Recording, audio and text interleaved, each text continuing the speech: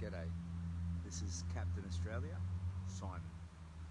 So, sorry, I don't want to risk more light than this because I'm in sort of an urban area. You might even be able to hear the traffic buzzing back and forth.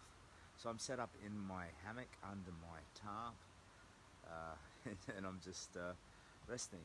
I've got some food. So there was a Coles in town, and I bought myself a bit of ham and a bit of camembert cheese and, a bit of apple juice. So, sitting here in my little hammock, I'm ready for a little feast. And I thought somebody was asking about a stream, so I thought I'd stream up. If you've come here from the media today, firstly, welcome. You're most welcome here. The whole reason for these streams, well, it initially started with a morbid goal, and that's the idea that if I died, if the cancer came back, I'd be leaving a long and detailed story for my children, where they could see the nuance of who I was, the comedy and the tragedy of my personality and what I wanted and what I tried to do. But it's changed. I no longer worry about dying. I'm all good. So my problems with cancer are pretty much behind me, and now it's a conversation that we're having.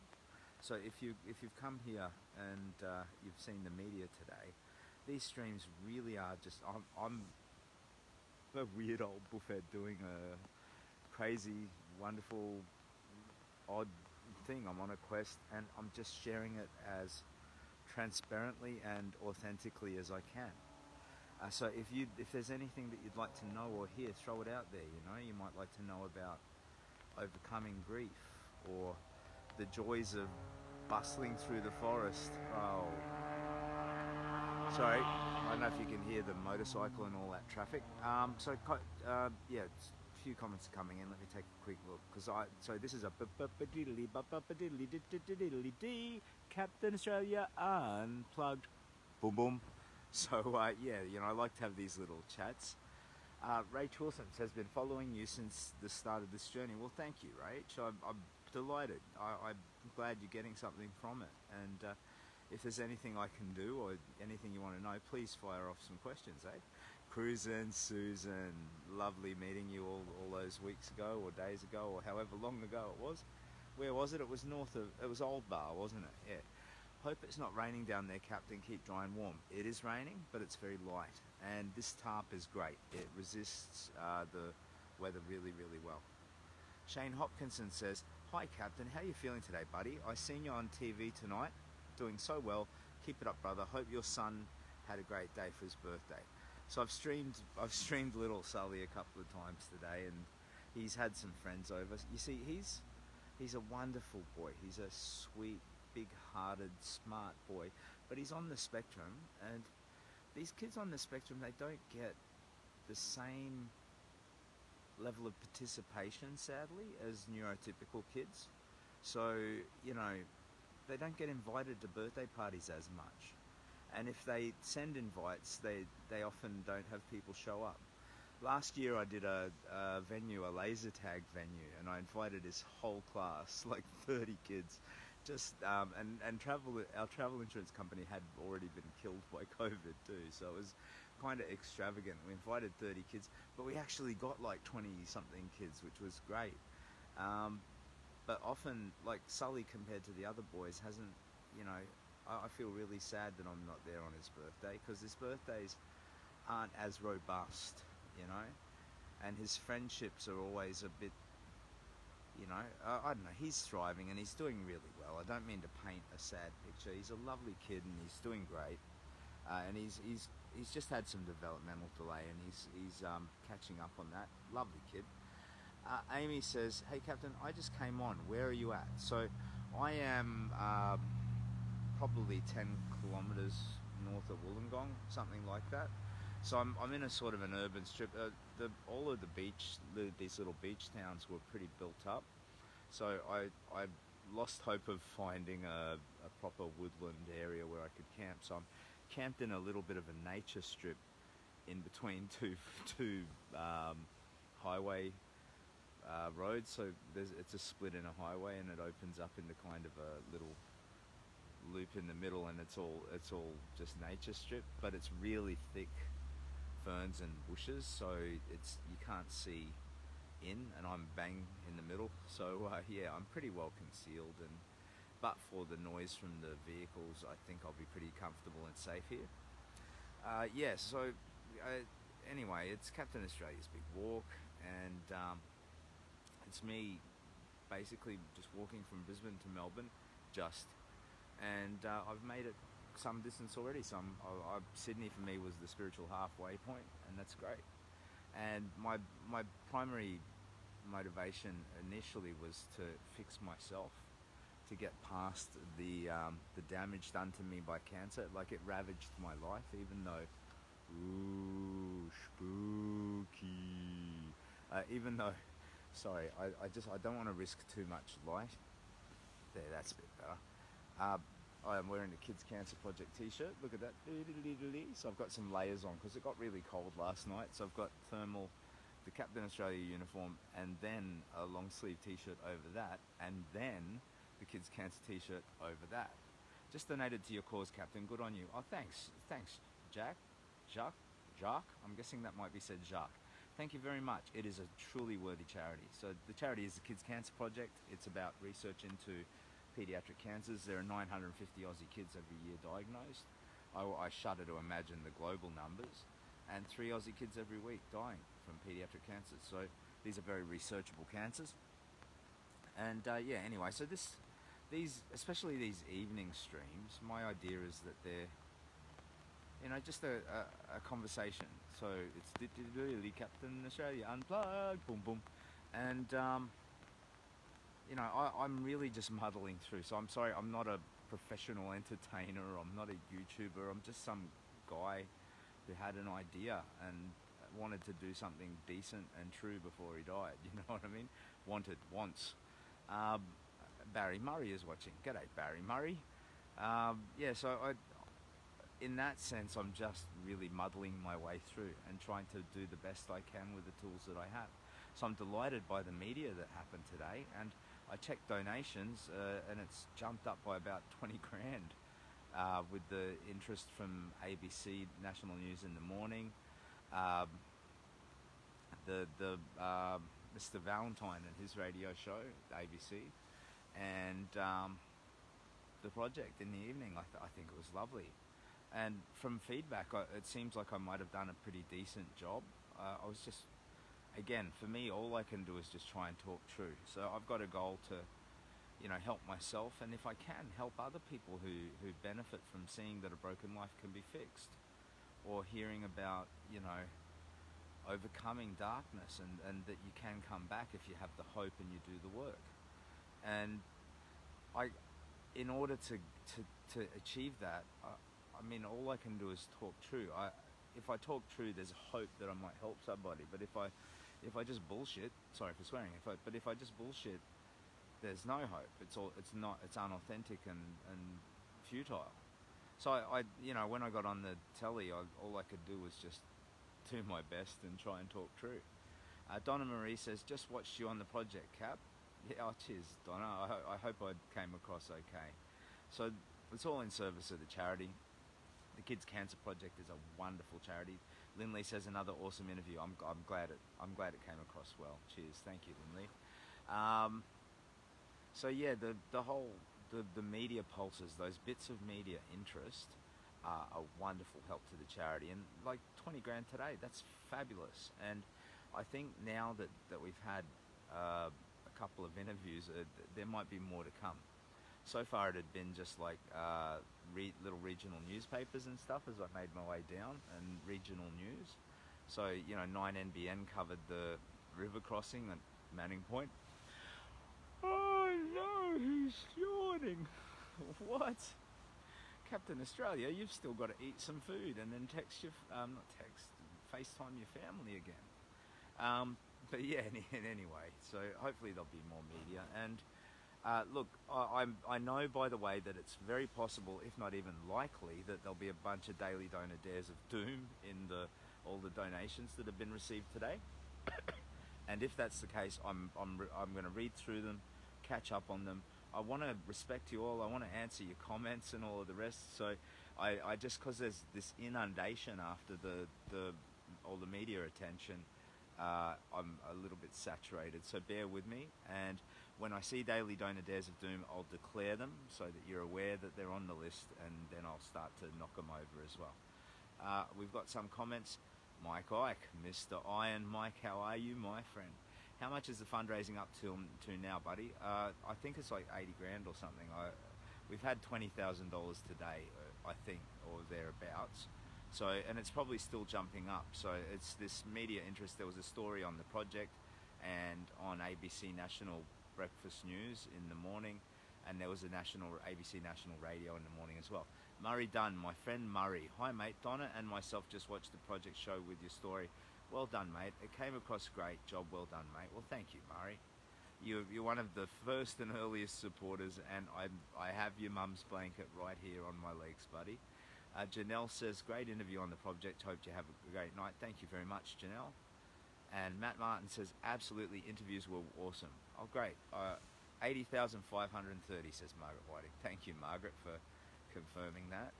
So, you know, it's starting to get up there, and I think that the media interest today might stimulate more. So, you know, we might get on Sunrise Touchwood or, you know, other programs. And I guess I can just keep saying the same things if they keep asking the same questions, but I have to kind of wrap my head around, you know, how to manage it if there's a bit of a media cascade, you know, because it's so important for the charity. Like, I can't juggle, you know, I don't have other ways to attract the media's attention than walking and dressing up like a superhero. And when it does come in, I need to do the best possible job I can. So that's the challenge, and I guess I'll just keep muddling through. But yeah, I'm camped. I'm not in Wollongong. I'm about 10k north, I think. All set up, all comfortable. Going to have something to eat. Got great signal on the phone, and I've still got like 70 or so percent battery on my power pack. So I might even let myself, you know, see if I can watch these interviews, and I might even watch some Netflix. Who knows? You know, just give myself a little bit of entertainment before I sleep. But first things first, I want to FaceTime to my lovely son and wish him a happy birthday again, and the rest of my family. So yeah, the Daily Donor Dares of Doom, I think we've had like just a massive chunk of donations, so I'm hoping there'll be a few sadistic Daily Donor Dares of Doom in there. And if not, and if you haven't donated, the Daily Donor Dares of Doom are basically where a donor gets to dare me. If you have donated and didn't know, and you want to give me a dare, just send me a message and let me know, and I'll take it on. The idea is really just to make it fun for everybody. And I just, you know, I'm never going to do a perfect job with any of them, but I'm having fun, and I hope that they can be a source of fun to anybody who's watching as well. So to recap, we've had a bunch of them. I had to dye my beard pink. I had a day where I could only communicate using song, or another day where I could only communicate like a bloody pirate, you know, wearing ribbons in my hair and beard, and demanding a drink, and I won't pay because I'm a bloody superhero. Singing in the rain, lots of singing Daryl Braithwaite's The Horses. Jeez.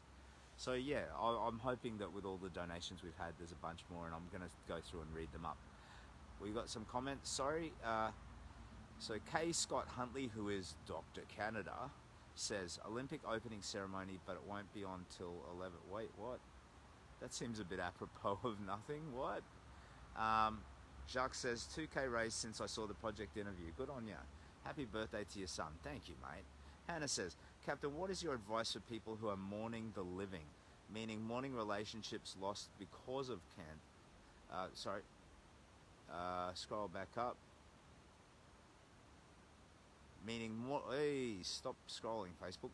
Meaning mourning relationships lost because of cancer diagnosis, people's inability or lack of desire to walk alongside someone diagnosed, or general ignorance. How do you manage or maintain relationships at the end of the journey when people ask ask you things like, are you treated yet, and want to resume things without having been there for you or your family. I don't have cancer, I'm just curious from a survivor's perspective. Yeah, look, it's a good question, and if you don't have cancer, you've kind of dug into some of the nuance of the disease, because it is not, and it is International Cancer Day today, so let's dwell on that for a second. It is not just a disease of the body. The hospital will treat it like a mutation, which it is, that is undetected by your immune system as it is, and is trying to kill you. And they will provide other services like psychological support, because they don't want to help you to survive and then have you kill yourself or whatever. But they don't recognize things like hope. And yeah, at the end of the day, your question is very, very specific. And I think that a person who has cancer needs to develop a certain special kind of selfishness.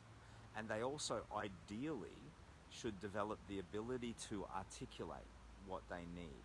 Because the problem with all of the behaviors from people is, people just don't understand, and they're not ready to deal with mortality, and they don't know what to say.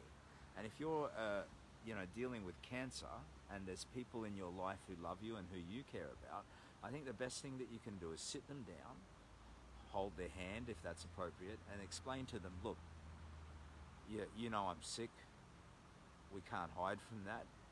I need or do not need your attention, or I need you to give me some distance. And you articulate it as clearly, as carefully, and as selfishly as you can, because it's your life that's on the line. And if you're the friend of someone who has cancer, you use the same approach.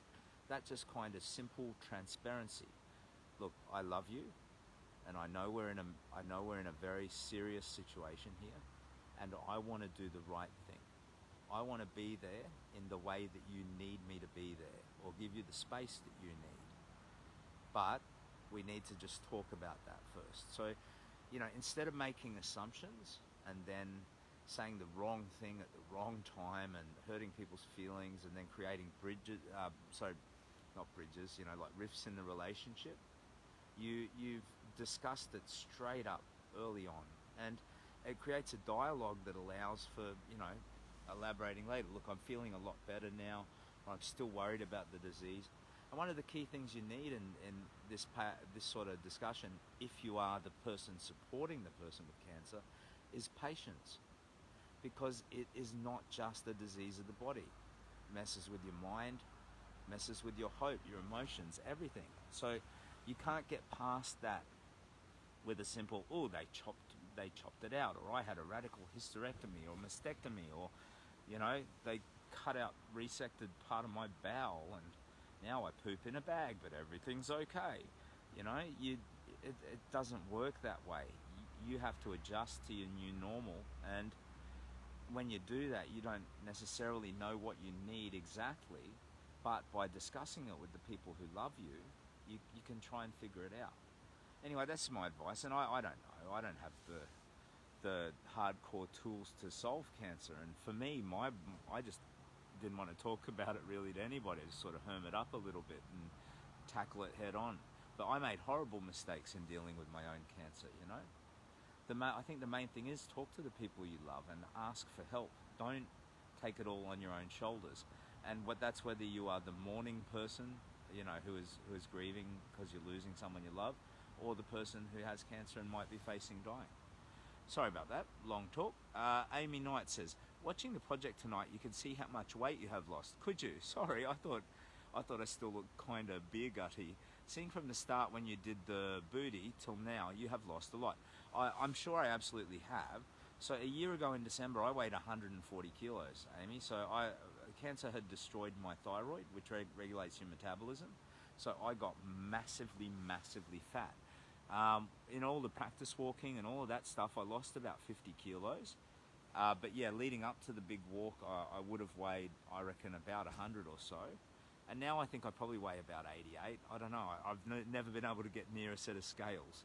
If you're in Wollongong and you have a set of scales, let me know. But yeah, I think I've still got a good 10 kilo of extra meat on me. And I've also got a lot of floppy skin, big heavy elephant skin from where the fat was. and how much hair beard has grown. Yeah, I did notice that, and I think there's a little bit of colour coming back into it too. So I think I'm reversing some of the ravages of cancer that cancer inflicted onto me with healthy living. Kyle says, "Hey Captain, you bloody legend." Hi Kyle, how you doing, mate? Cheers. I like the sharp, simple "G'day, you bloody legend." JP Julius says, "Thank you for your courage and kindness. Shared your story and donated. Best of luck and love and strength to you. Happy birthday to your son too." Well, that's lovely, JP. Thanks so much, mate. That's really, really kind of you to say. And it's great of you to donate. It's a very worthy charity. So I hope good karma follows in your footsteps, mate. Dr. Canada says, if that's your real name, "You were looking for things to watch. Just my suggestion. The Aussie curlers were great to watch. Very close games so far." Okay, I will take that under advisement, good sir. Matt Martin says, "You speak so well, mate. I enjoy these lives. You're a true inspiration, mate." Oh, thank you. I often feel very, very self-conscious, but I make the effort to push through that and just talk true, you know. If you don't want to hear it, that's okay. That's all right. I feel as though when I ramble, I should try and, you know, curtail it a little bit. Mary Cartland says, "Awesome interviews, Captain. It's been a big day. Sleep well." Thank you. Dr. Canada again. "Some days just after I was diagnosed, the last thing I wanted to talk about was cancer. We had cancer-free conversation days, talk about anything but." Yeah, and you know, the people who love you, they love you. So if you are able to really clearly articulate your needs in a selfish way when you're a sufferer of cancer, they love you. They're going to try and comply, give you what you need. And then, you know, that's going to be helpful to you managing the whole shit show. Sorry, I swore again. That is cancer. Anyway, National Cancer Day, National Piss Off Cancer Day. It's just that you know, horrible disease that's touched everybody's life to at least some regard. So I've lost people that I loved to cancer.